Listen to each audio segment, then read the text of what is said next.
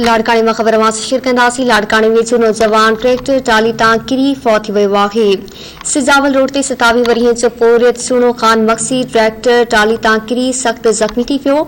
ज़ख्मी खे गणती जोगी हालत में चाणक अस्पताल मुंतकिल कयो पियो, जिते हू फौत थी वियो आहे। फौती जो मड़ अस्पताल में ज़रूरी कार्रवाई बाद वारसन हवाले कयो वियो। मड़ घर पहुचण ते कोहराम अची वियो आहे।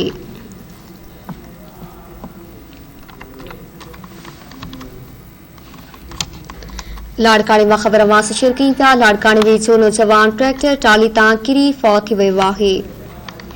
सिजावल रोड ते 27 वरियें जो पोरियत सुणो ख़ान मक्सी ट्रैक्टर टाली तां किरी सख्त ज़ख्मी थी पियो। ज़ख्मी खे गणती जोगी हालत में चाणक अस्पताल मुंतकिल कयो पियो, जिते हू फौत थी वियो। फौती जो मड़ अस्पताल में ज़रूरी कार्रवाई बाद वारसन हवाले कयो पियो। मड़ घर पहुचाइण ते कोहराम अची वियो।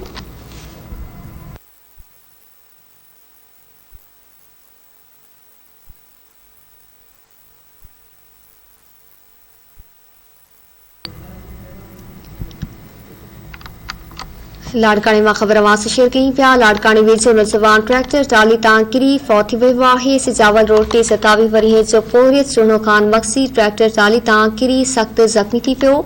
ज़ख्मी खे गणती जोगी हालत में चाणक अस्पताल मुंतकिल कयो पियो, जिते हू फौत थी वियो आहे। फौती जो मड़ अस्पताल में ज़रूरी कार्रवाई बाद वारसन हवाले कयो पियो। मड़ घर पहुचाइण ते कोहराम अची वियो आहे।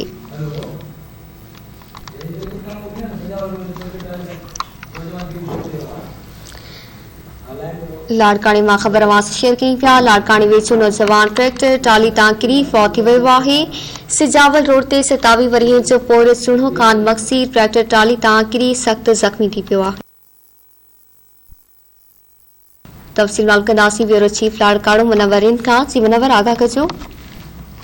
हाजी सिजावल भरसा मीरो खान सिजावल रोड ते ट्रैक्टर ट्राली तां किरी 27 सालन जो पोरियत है सोनो खान मक्सी सख्त जख्मी थी पियो, जैसे गलती जोगी हालत में लाड़काने की चाणक अस्पताल मुंतकिल कयो वियो, जिते हू जख्मन जा सूरन सां फौत थी वियो आहे। अहिड़ी तस्दीक डॉक्टरनि पारां भी कई वई आहे। संदसि माइट अब्दुल हलीम मक्सी जो ये चवणु आहे वो मिट्टी खणी ट्रैक्टर ट्राली ते वञी रहियो हो, तो हू ट्रैक्टर ट्राली मथां किरी जख्मी थी पियो, अस्पताल में फौत थी वियो आहे। जी मेहरबानी मुनव्वर, तफ़सील ॾियण जे लाइ।